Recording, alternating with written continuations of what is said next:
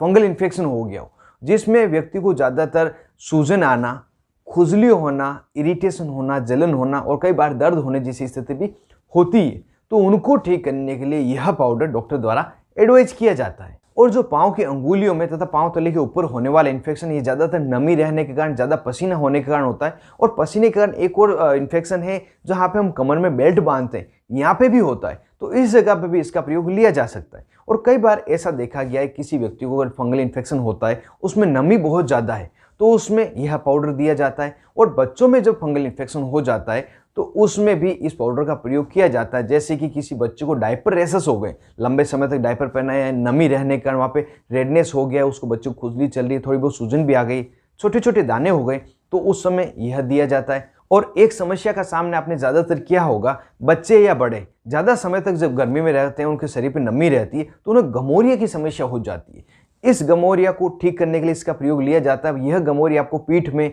गर्दन के पास में या बॉडी के किसी भी पार्ट में हो सकता है जहां गर्मी ज़्यादा हुई है।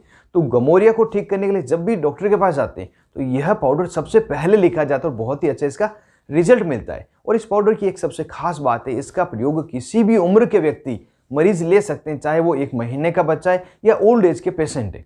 तो इसका प्रयोग इन सभी प्रकार के फंगल इन्फेक्शन को ठीक करने के लिए लिया जाता है। और कई बार आपने एक बात जरूर से नोटिस की होगी, कई डॉक्टर क्लोट्रिमाजोल पाउडर तथा क्लोट्रिमाजोल क्रीम दोनों ही मरीज को लिख देते हैं। ऐसा क्यों?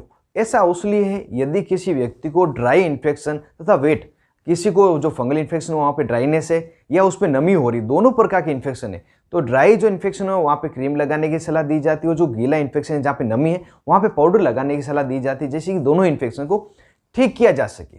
अब अगर इस पाउडर के साइड इफेक्ट को जाने, क्या क्या